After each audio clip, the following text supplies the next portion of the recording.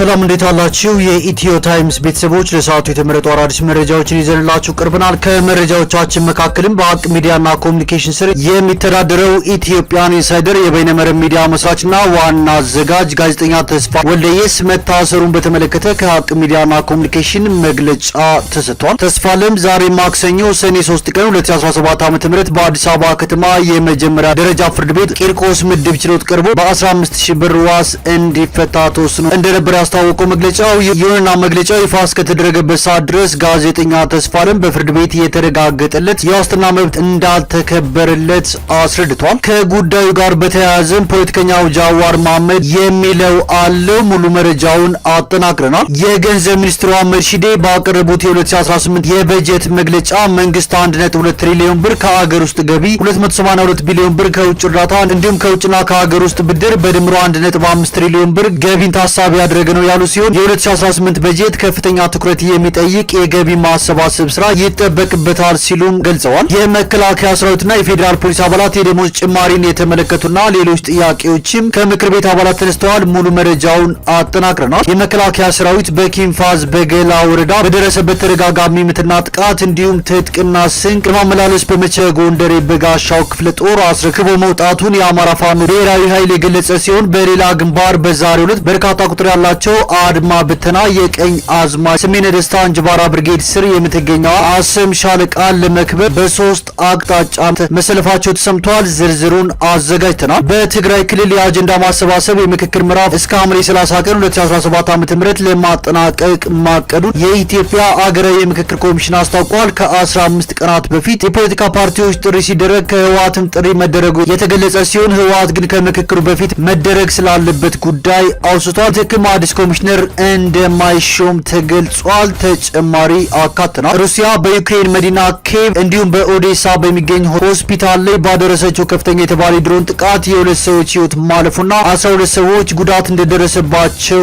ተሰምቷል። የድሮን ጥቃቱ ሩሲያ ዩክሬን ላይ ሰኞ ዕለት ካደረሰችው ጥቃት በኋላ ድጋሚ የደረሰ ሲሆን ጥቃቱ የመልስ ምት መሆኑን ክሬምሊን አስታውቋልም የተባለው ተጨማሪ አዘጋጅተናል። ክቡራትና ክቡራን የኢትዮ ታይምስ ቤተሰቦች እነዚህና ሌሎች ለሰዓቱ የተመረጡ አዳዲስ መረጃዎችን ይዘንላችሁ ቀርበናል። ቻናላችንን ሰብስክራይብ በማድረግ የደወል ምልክቷን በመጫንና መረጃውም ለብዙዎች እንዲዳረስ ላይክ በማድረግ እስከ መጨረሻው አብራችሁን ቆዩ።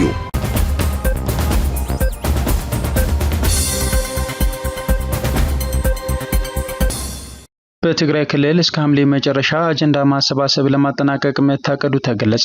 በትግራይ ክልል የአጀንዳ ማሰባሰብ የምክክር ምዕራፍ እስከ ሐምሌ 30 ቀን 2017 ዓ.ም ለማጠናቀቅ ማቀዱን የኢትዮጵያ ሀገራዊ ምክክር ኮሚሽን አስታውቋል። የሀገራዊ ምክክር ኮሚሽን ዋና ኮሚሽነር ፕሮፌሰር መስፍን አራያ እንደገለጹት እስከ ሐምሌ 30 ቀን 2017 ዓ.ም በትግራይ ክልል የወረዳና የክልል ተሳታፊዎች ምርጫና የአጀንዳ ማሰባሰብ ለማካሄድ ከጊዜያዊ አስተዳደሩ ፕሬዚዳንት ሌተናል ጄኔራል ታደሰ ወረደ ከሚመለከታቸው አካላት ጋር ንግግር ተደርጓል። ከግንቦት 22 እስከ 24 ቀን 2017 ዓ.ም በአዲስ አበባ ተካሂዶ በተጠናቀቀው የፌዴራል ተቋማትና ማህበራት የአጀንዳ ማሰባሰብ የምክክር ምዕራፍ ወቅት ኮሚሽኑ ከትግራይ ክልል ጊዜያዊ አስተዳደር ፕሬዚዳንት ሌተናል ጄኔራል ታደሰና ከሚመለከታቸው አካላት ጋር አብዛኞቹ ኮሚሽነሮች በተገኙበት ለመጀመሪያ ጊዜ ገንቢና አሳታፊ የሆነ ውይይት ተደርጓል ብለዋል። የትግራይ ክልልን ሳይዙ አሳታፊና አካታች ሀገራዊ ውይይት ማድረግ እንደማይቻል የገለጹት ፕሮፌሰር መስፍን በውይይቱ ወቅት የኮሚሽኑ ተልዕኮን በተመለከተ መተማመን ለመፍጠር ከአመራሩ ጋር አስቀድመው መገናኘት እንደሚያስፈልግ ህዝቡም ለምክክሩ ዝግጁ እንዲሆን በተገኘው የዜና አውታር ሁሉ ስለ ምክክሩ ማስረዳት በሚቻልባቸው ሁኔታዎች ላይ ንግግር መደረጉን አክለዋል።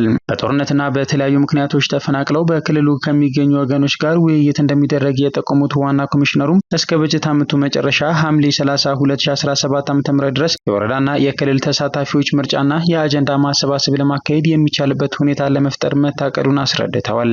ከ15 ቀናት በፊት ለፖለቲካ ፓርቲዎች ጥሪ ሲደረግ ህወሓት መጋበዙን ያወሱት ዋና ኮሚሽነሩ ከምክሩ በፊት አስቀድሞ ስለ ፕሪቶሪያው ስምምነት መነጋገር አስፈላጊ ስለመሆኑ መልስ መስጠቱን ተናግረዋል። ኮሚሽኑም በበኩሉ ከተልዕኮ አንጻር አዎንታዊ ምላሽ መስጠቱን የገለጹት ዋና ኮሚሽነሩ የፌዴራል ተቋማትና ማህበራት የአጀንዳ ማሰባሰብ የምክክር ምዕራፍ የሚደረግበት ጊዜ በመድረሱ ግንኙነት አለመደረጉን ገልጸዋል።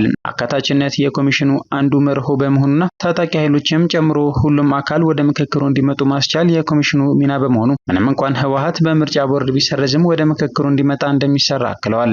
በዚህም የትግራይ ክልልን የምክክር ምዕራፍ በተያዘው በጀት ዓመት መጨረሻ ድረስ ማሳካት ከተቻለም በቀጣዩ በጀት ዓመት መጀመሪያ ላይ የኢትዮጵያ ሀገራዊ ምክክር ጉባኤን እንጀምራለን ብለዋል። ከዚህ በተጨማሪ በውጭ ከሚገኙና በተለምዶ ዲያስፖራ ተብሎ የሚታወቁት ኢትዮጵያውያን ጉዳይ ትልቅ ቦታ እንደሚሰጠው የገለጹት ዋና ኮሚሽነሩ ከዚህ በፊት ከ8 እስከ 9 ጊዜያት በበይነ መረብ ግንኙነት መደረጉን አስታውሰዋል። አሁንም በርካታ ስራ ጊዜና በጀት ስለሚጠይቅ ወደ ሁሉም ሀገሮች በአካል በመሄድ ውይይት ማድረግና አጀንዳ መሰብሰብ እንደማይቻል የገለጹት ዋና ኮሚሽነሩ በበይነ መረብ ካሉበት ሆነው አጀንዳቸውን እንዲልኩ እየተሰራ እንደሆነ አክለዋል።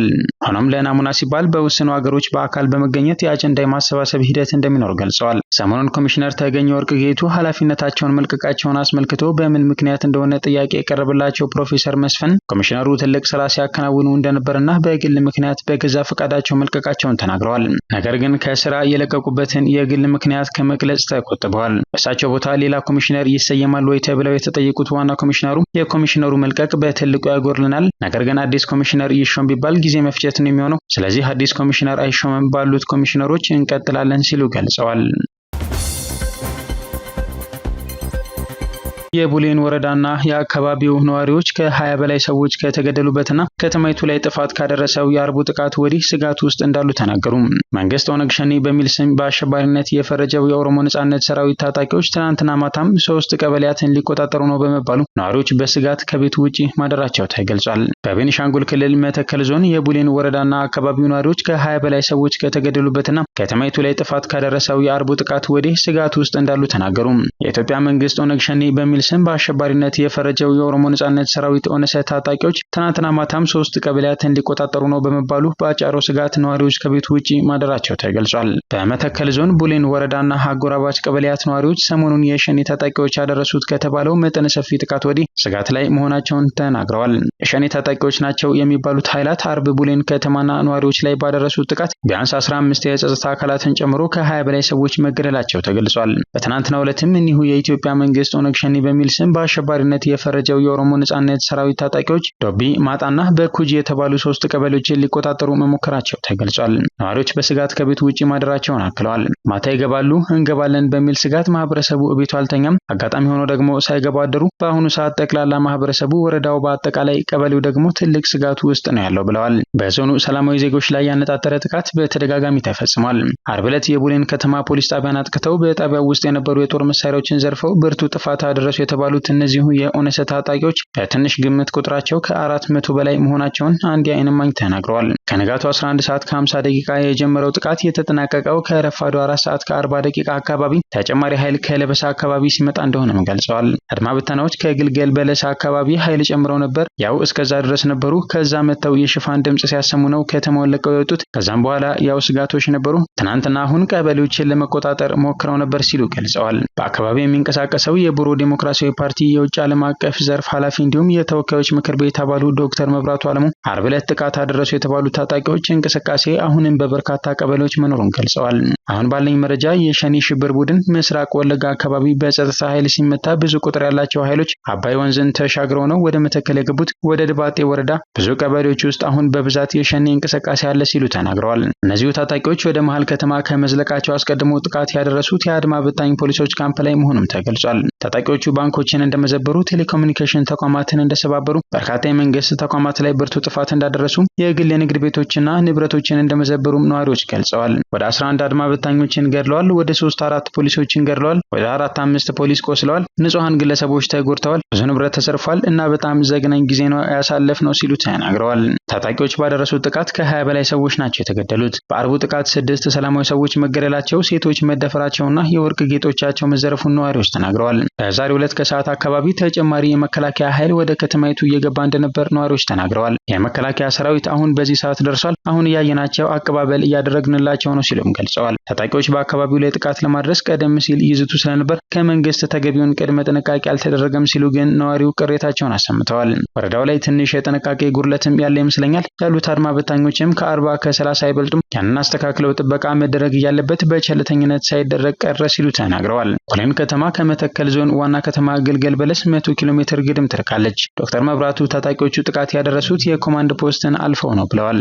የተወሰኑ ቦታዎች ላይ ኮማንድ ፖስት አለ። ጋሊቻ የሚባል ቦታ ላይ እሱን ድንበሮችን አልፈው ነው እንዲህ የመጡት። በዙሪያው በሙሉ በሸኔ ተከቦ ነው ያለው። እዛ ያለው ኮማንድ ፖስት ራሱ እንዴት እንደሆነ ማህበረሰቡ ራሱ ጥያቄ እያነሳ ነው። እነሱ ያሉ እንዴት እዛ ያለው ማህበረሰብ ይጎዳል የሚሉ ጥያቄዎች አሉ ብለዋል። ጥቃቱን አደረሰ ከተባለው ታጣቂ ኃይል በኩል ስለ ጥቃቱ በይፋ የተባለ ነገር የለም። የመተከል ዞን ዋና አስተዳዳሪ አቶ አትንኩት ሽቶ ዘገባው እስከተጠናቀረበት ጊዜ የተናገሩት ነገር የለም። የመንግስት ልማት ድርጅቶች ከንግድ ባንክ ተበድረው መክፈል ያልቻሉት 845 ቢሊዮን ብር ወደ መንግስት በጀት ዞሮ እየተከፈለ መሆኑ ተገለጸ። መንግስት በታሪክ ለመጀመሪያ ጊዜ ከብሔራዊ ባንክ ምንም አይነት ቀጥተኛ ብድር ሳይበደር የበጀት ዓመቱ በመጠናቀቅ ላይ ነው ተብሏል። በዛሬው ዕለት የተካሄደው 6ኛው የህዝብ ተወካዮች ምክር ቤት 4ኛ ዓመት የሥራ ዘመን 35ኛ መደበኛ ስብሰባ ላይ የገንዘብ ሚኒስትሩ አቶ አህመድ ሺዴ ለምክር ቤቱ የፌዴራል መንግስት የ2018 በጀት ዓመት ረቂቅ በጀትን አቅርበዋል። በዚህም የፌዴራል መንግስት የ2018 በጀት ዓመት ረቂቅ በጀት 1.93 ትሪሊዮን ብር ሆኖ የቀረበ ሲሆን ምክር ቤቱም በጀት አዋጁ ላይ ተወያይቶ ለዝርዝር እይታ ለፕላን በጀትና ፋይናንስ ጉዳዮች ቋሚ ኮሚቴ መርቷል። የገንዘብ ሚኒስትሩ አቶ አህመድ ሺዴ የ2018 ዓ.ም በጀት ከማቅረባቸው ቀድሞ የ2017 ዓ.ም አጠቃላይ የኢኮኖሚ እንቅስቃሴውን በተመለከተ ማብራሪያ ሰጥተዋል። በዚህም የፋይናንስ ልማቱን ጤናማነትና እድገት ለማሳደግ የመንግስት ልማት ድርጅቶች ከኢትዮጵያ ንግድ ባንክ ተበድረው መክፈል ያልቻሉትን 845 ቢሊዮን ብር የሀገር ውስጥ ብድር ወደ መንግስት በጀት ዞሮ እየተከፈለ እንደሚገኝ ገልጸዋል። ለዚህም በ10 ዓመት ተከፍሎ የሚያልቅ ቦንድ ለኢትዮጵያ ንግድ ባንክ ተሰጥቶታል ብለዋል። እንዲሁም በመንግስት ባንኩን ለማጠናከር ካፒታሉን በ55 ቢሊዮን ብር ማሳደግና የ10 ዓመት ቦንድ ተሰጥቷል ሲሉም በሪፖርታቸው ገልጸዋል። ከዓለም ባንክ እስከ 650 ሚሊዮን ብር በመውሰድ ለባንኩ ተጨማሪ ካፒታል ማሳደጊያ ውሏል ያሉት የገንዘብ ሚኒስትሩ ይህም የባንኩን ተጋላጭነት ለመቀነስና የፋይናንስ እንቅስቃሴውን ለማስጠበቅ የተደረገ መሆኑን ጠቁመዋል። የመንግስት የልማት ድርጅቶችን ዕዳ በማቃለል ትኩረታቸውን ትርፋማነትን በማሻሻል ለኢኮኖሚው የራሳቸውን አስተዋጽኦ እንዲያደርጉ እንደሚያግዝም ተናግረዋል። ሚኒስትሩ አክለውም የፌዴራሉ መንግስት በታሪክ ለመጀመሪያ ጊዜ በበጀት ጉድለት ምክንያት ከብሔራዊ ባንክ ምንም አይነት ቀጥተኛ ብድር ሳይበደር የበጀት ዓመቱ እየተጠናቀቀ እንደሚገኝ ተናግረዋል። አያይዘውም የተደረገው የማክሮ ኢኮኖሚ ማሻሻያ ዝቅተኛ ገቢ ያለውን የህብረተሰብ ክፍል ጫና ለማቃለል ነዳጅ፣ ስንዴ፣ ማዳበሪያ፣ የምግብ ዘይትና መድኃኒት ዋጋን ለመደጎም የሚያስችል ከፍተኛ መጠን ያለው በጀት መያዙን ገልጸዋል። የፌዴራልና የክልል መንግስት ሰራተኞች የደሞዝ ማሻሻያ ተግባራዊ የተደረገ ሲሆን ለዚህ የሚውል በጀት በስራ ላይ መዋሉን አንስተዋል። በዚህም ዝቅተኛ ገቢ ያላቸው ዜጎች በማሻሻያው ሊደርስባቸው የሚችለውን የኑሮ ጫና ማስቀረት ተችሏል ብለዋል። በተያያዘ ዜና የ2018 በጀት ከፍተኛ ትኩረት የሚጠይቅ የገቢ ማሰባሰብ ስራ ይጠበቅበታል ሲል የገንዘብ ሚኒስቴር ገልጿል። የገንዘብ ሚኒስትሩ አህመድ ሺዴ ባቀረቡት የ2018 የበጀት መግለጫ መንግስት 1.2 ትሪሊዮን ብር ከሀገር ውስጥ ገቢ 282 ቢሊዮን ብር ከውጭ እርዳታ እንዲሁም ከውጭና ከሀገር ውስጥ ብድር በድምሩ 1.5 ትሪሊዮን ብር ገቢን ታሳቢ ያደረገ ነው ብለዋል። ኢትዮጵያ በ2018 በጀት ዓመት የ8.9 በመቶ ኢኮኖሚያዊ እድገት ታስመዘግባለች የሚል ግምት ስለመያዙ ዛሬ የበጀት መግለጫ ለህዝብ ተወካዮች ምክር ቤት ያቀረቡት የገንዘብ ሚኒስትሩ አህመድ ሺዴ ተናግረዋል። ለ2018 1.93 ትሪሊዮን ብር በጀት መያዙን ይፋ ያደረጉት ሚኒስትሩ ከዚህም ውስጥ 1.5 ትሪሊዮን ብሩ ከሀገር ውስጥ ግብርናና ከውጭ እርዳታ የሚገኝ ገቢ መሆኑን አስታውቀዋል። የተያዘው በጀት 417 ቢሊዮን ብር የበጀት ጉድለት ያለበት መሆኑም ታውቋል። የበጀት ድልድሉ ለአዳዲስ የመሰረተ ልማት ግንባታዎች የሚውለውን የካፒታል በጀት አሳንሶ የደለደለ ነው በሚል ከምክር ቤት አባላት ተደጋግሞ ጥያቄ ቀርቦበታል። የገንዘብ ሚኒስትሩ አህመድ ሺዴ ባቀረቡት የ2018 የበጀት መግለጫ መንግስት 1.2 ትሪሊዮን ብር ከሀገር ውስጥ ገቢ፣ 282 ቢሊዮን ብር ከውጭ እርዳታ እንዲሁም ከውጭና ከሀገር ውስጥ ብድር በድምሩ 1.5 ትሪሊዮን ብር ገቢን ታሳቢ ያደረገ ነው። አጠቃላይ የፌዴራል መንግስት የ2018 ጠቅላላ ውጪ በጀት ብር 1.93 ትሪሊዮን ብር ሲሆን 1.2 ትሪሊዮን ብር ለመደበኛ ውጪ፣ 415.2 ቢሊዮን ብር ለካፒታል ውጪ፣ 315 ቢሊዮን ብር ለብሔራዊ ክልላዊ መንግስታት የበጀት ድጋፍና 14 ቢሊዮን ብር ለክልሎች የዘላቂ ልማት ግቦች ማስፈጸሚያ ድጋፍ የተመደበ በጀት ነው። ይህ ገንዘብ ኢትዮጵያ የውጭ ምንዛሪ አስተዳደር ማሻሻያ ማድረጓን ተከትሎ የብር የመግዛት አቅም በመዳከሙ በውጭ ምንዛሪ ሲሰላ ዝቅተኛ በጀት ነው የሚል ጥያቄ ከምክር ቤት አባላት ተነስቷል። የተመደበው በጀት እጅግ አነስተኛ መሆኑን እረዳለሁ። ዘንድሮ የተመደበው የበጀት መጠን ወደ 33.83 ቢሊዮን ዶላር የሚጠጋ ይሆናል ማለት ነው ብለዋል። አቶ አህመድ ሺዴ የኢትዮጵያ ህጋዊ ገንዘቧ ብር በመሆኑ በጀቷን በአሜሪካ ዶላር አታሰላም ሲሉ መልሰዋል። ይልቁንም በጀቱ ከፍተኛ መሆኑን የጠቀሱት የበጀት አወቃቀሩ የማክሮ ኢኮኖሚ ሪፎርሙን ለማሳካትም ዓላማ ያደረገና በዚሁ መሰረት ተናቦ የተሰራ መሆኑን ምክር ቤቱ ሊገነዘበው ይገባል ብለዋል። መንግስት 415 ቢሊዮን ብር ለካፒታል በጀት የመደበ ሲሆን ይህ ሀብት በዋናነት የተጀመሩ የመሰረተ ልማት ስራዎችን ለማስቀጠል የሚውል እንጂ ለአዳዲስ የመሰረተ ልማት ግንባታ እንደማይሆን ተጠቅሷል። ይህ በመላ ሀገሪቱ የሚነሱ የመንገድ፣ የውሃ፣ የመብራት፣ የቴሌኮም፣ የማህበራዊ ተቋማትና ሌሎችን የዘነጋ ነው በሚል የካፒታል በጀቱ አንሷል። አዳዲስ ፕሮጀክቶችን መገንባት የሚጀምረውስ መቼ ነው የሚል ጥያቄ አስነስቷል። በተመሳሳይ በጦርነት ጉዳት ጉዳት ለደረሰባቸው አካባቢዎች መልሶ ግንባታ 10 ቢሊዮን ብር ብቻ መመደቡ ጥያቄ ቀርቦበታል። እንደተጠበቀው ከውጭ የልማት አጋሮች የታሰበው ሀብት ባለመገኘቱ ይህ ድልድል ዝቅ ማለቱን ሚኒስትሩ ገልጸዋል። አንድ የምክር ቤት አባል ለመከላከያ ሰራዊትና ለፌዴራል ፖሊስ አባላት ደሞዝ ሊጨመር ይገባል ሲሉ ጠይቀዋል። ሆኖም ይህ በተረጋጋ ሁኔታ ወደፊት የሚታይ ነው የሚል ምላሽ ተሰጥቶበታል። በሌላ በኩል ብዙ በጀት ለምን ለጸጥታና ለደህንነት ተቋማት እንዲመደብ ተደረገ የሚል ጥያቄ ቀርቧል። ለዚህ ጥያቄ ሚኒስትሩ ቀጥተኛ ምላሽ የሰጡ ሲሆን የጸጥታ ሴክተር በጀት ብዙ አይደለም፣ በሚያስፈልገውም ልክ አይደለም የተበደበላቸው። መንግስት ይህንን ከፍተኛ ያለውን የ2018 በጀት ለመሰብሰብ ገቢን በከፍተኛ ሁኔታ ማሳደግ እንደሚገባና ይህም እጅግ ከፍተኛ ትኩረት የሚሰጠው ስራ መሆኑን በምክር ቤቱ ተገልጿል። የክልሎች ድጋፍ 314.7 ቢሊዮን ብር ሆኖ የቀረበ ሲሆን ከፍተኛው የኦሮሚያ ክልል 108.4 ቢሊዮን ብር ነው። ለአማራ ክልል 67.9 ቢሊዮን፣ ለሶማሌ ክልል 31.4 ቢሊዮን፣ ለደቡብ ኢትዮጵያ 22 ቢሊዮን፣ ለትግራይ 18.9 ቢሊዮን እንዲሁም ለማዕከላዊ ኢትዮጵያ ክልል 18.5 ቢሊዮን ብር ተመድቧል። ፖለቲከኛው ጀዋር መሐመድ በማህበራዊ ትስስር ገጹ ላይ ባስተላለፈው መልእክት ደህንነቶችን ጨቅጭቆ ጋዜጠኛ ተስፋለም ወልደየስን ያሳሰረው ዮናታን ተስፋዬ መሆኑን ስሰማ ትዝ አለኝ ያለውን ጉዳይ አጋርቷል። ያኔ ድሮ ዮናታን ሲታሰር እንድንጮህለትና ቤተሰቡን እንድንረዳ ሌት ተቀን የሚጨቀጭቀን ተስፋለም መሆኑ ሲል ሀይ ውለታ በማለት በማህበራዊ ትስስር ገጹ ላይ ባስተላለፈው ጽሑፍ ትዝብቱን አጋርቷል።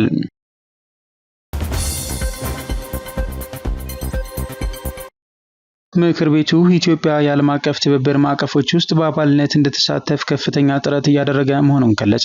የህዝብ ተወካዮች ምክር ቤት ኢትዮጵያ በዓለም አቀፍ ትብብር ማዕቀፎች ውስጥ ብሔራዊ ጥቅሟን ባከበረ መልኩ እንድትሳተፍ ከፍተኛ ፍላጎት እንዳለውና ለዚያም ጥረት እያደረገ መሆኑን የምክር ቤት አባልና የዘርፉ ባለሙያዎች ተናግረዋል። ጠቅላይ ሚኒስትር ዶክተር አብይ አህመድ በ6ኛው የህዝብ ተወካዮች ምክር ቤት 4ኛ ዓመት 3ኛ መደበኛ ስብሰባ ወቅት ኢትዮጵያ ከዚህ ቀደም በመካከለኛው ምስራቅ ስትከተለው የነበረው ፖሊሲ ስህተት መሆኑን በማመላከት ኢትዮጵያ የአረብ ሊግ አባል ለመሆን ንግግሮች መኖራቸውን ማመላከታቸው ይታወሳል። ይህንን መነሻ በማድረግ የህዝብ ተወካዮች ምክር ቤት በዚህ ጉዳይ ላይ ከዛ በኋላ ምን እየሰራ እንደሆነ የተናገሩት በምክር ቤቱ የውጭ ግንኙነትና ሰላም ጉዳዮች ቋሚ ኮሚቴ አባል አምባሳደር ዲና ሙፍቲ ምክር ቤቱ ኢትዮጵያ በተባሉት ዓለም አቀፍና ቀጠናዊ ትብብሮች አባል እንድትሆን ከፍተኛ ፍላጎት እንዳለውና በምክር ቤቱ በኩል ስራዎች እየተሰሩ መሆናቸውን አመላክተዋል። በመካከለኛው ምስራቅ ሀገራት ላይ የተለያዩ ጥናቶችን በማድረግ እንዲሁም ባለፉት 14 ዓመታት ደግሞ የታላቁ ህዳሴ ግድብ ተደራዳሪ ቡድን አባል በመሆን ያገለገሉት ፕሮፌሰር አደም ካሚል በበኩላቸው መካከለኛው ምስራቅ ሀገራትና ኢትዮጵያ የሚጋሯቸው በርካታ ጉዳዮች እንዳሏቸው በማመላከት ባለፉት በርካታ ዓመታት ኢትዮጵያና ሀገራቱን የሚመጥን የዲፕሎማሲ ግንኙነት እንዳልነበር አብራርተዋል። አሁን ላይ የአረብ ሊግ የሚዘወረው በግብጾች እንደመሆኑ መጠን በቀላሉ እውን ይሆናል ተብሎ ባይጠበቅም ከፍተኛ ጥረት ግን መደረግ አለበት ብለዋል። አረብ ሊግን ብንቀላቀል ምን እናተርፋለን የሚለው ጉዳይ በሚገባ መጤን እንደሚገባው አስገንዝበዋል። አሁን ላይ ኢትዮጵያ እያነሳች ያለው የባህር በር ጥያቄ ከመካከለኛው ምስራቅ ሀገራት ጋርም የሚያያዝ ጉዳይ እንደመሆኑ ከሀገራቱ ጋር በቅርበት መስራት እንደሚገባ ተመላክቷል። የአማራ ፋኖ ብሔራዊ ኃይል ጎንደር ቀጠና ዳግማዊ ቴዎድሮስ 5ኛ ኮር አካል የሆነው ጎንደር በጋሻው ክፍለ ጦር ኪንፋዝ በገላህ ወረዳን ተቆጣጥሯል ተባለ። የመከላከያ ሰራዊት በኪንፋዝ በገላህ ወረዳ በደረሰበት ተደጋጋሚ ምትና ጥቃት እንዲሁም ትጥቅና ስንቅ ለማመላለስ በመቸገሩ ወረዳዋን ሙሉ በሙሉ ለጎንደር በጋሻው ክፍለ ጦር አስረክቦ ወጥቷል ተብሏል። የመንግስት ኃይል ከኪንፋዝ በገላ ወረዳ ሲወጣ ወይራ በር ላይ በነበረው ከፍተኛ ውጊያ ከ35 በላይ የመንግስት ኃይል ሞቷል የተባለ ሲሆን ቁጥራቸው ከ57 በላይ የሚሆኑ ከቀላል እስከ ከባድ ቁስለኛ እንደሆኑ ተነግሯል። የአገዛዙ ኃይል ዛሬ ከጎንደር ከተማ በቅርብ ርቀት ከተለያዩ ቦታዎች ከ22 መኪና በላይ ኃይል በመሰብሰብ ጥቃት የሰነዘረ ቢሆንም እንዳልተሳካለት ነው የተናገረው። በውጊያው የጎንደር የበጋሻው ክፍለ ጦር ምክትል ዘመቻ መሪ አርበኛ ሞላ ከፊ የአጼ ፋሲለደስ የቃኘውና የጎንደር ብርጌድ አባላትን በማስተባበር ውጊያውን እንዳካሄዱ ተመላክቷል። በተያያዘ መረጃ በዛሬው ዕለት በርካታ ቁጥር ያለው አድማ ብተና የቀኝ አዝማች ስሜነህ ደስታ እንጅባራ ብርጌድ ስር የምትገኘዋን አሰም 01ኛ ሻለቃን ለመክበብ በ3 አቅጣጫ ተሰልፈው እንደነበረ የተነገረ ሲሆን የቀኝ አዝማች ስሜነህ ደስታ እንጅባራ ብርጌድ ግን በፈጸመው የመልሶ ጥቃት 6 ሙት እንዳደረገና ቁጥራቸው በውል ያልታወቁ የመንግስት ኃይሎች ቁስለኛ ሆነው መመለሳቸውን የተመለከተው ከሟቾች መሃል ብሬን ተኳሽ ይገኝበታልም ተብሏል። ቻይና ከመሰረተ ልማት ጀምሮ እስከ ጤናና የአደጋ ጊዜ ምላሽ ድረስ አጋር በመሆን ከኢትዮጵያ ጎን ቆማለች ሲል ጤና ሚኒስቴር አስታወቀ።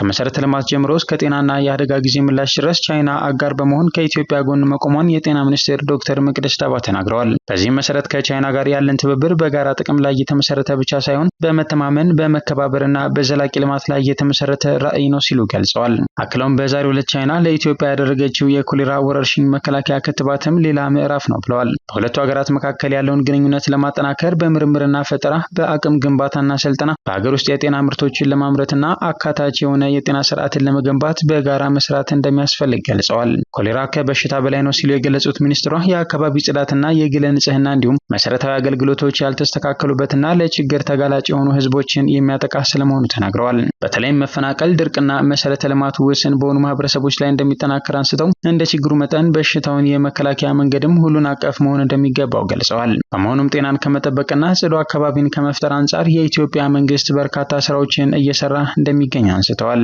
በቻይና መንግስት ድጋፍ እየተሰጡ ያሉ ክትባቶችም ይህንኑ ተግባር እንደሚያግዙና በየጊዜው የሚከሰቱ በሽታዎችን ለመከላከል እንደሚያስችሉ ተናግረዋል። እንደ ኮሌራ ያሉና መከላከል የሚቻሉ በሽታዎችን ማስወገድ በአጭር ጊዜ እንደማይቻል ያነሱት ሚኒስትሯ ነገር ግን ስትራቴጂካዊ በሆነ መንገድና በአብሮነት እንደሚሰራ ገልጸዋል።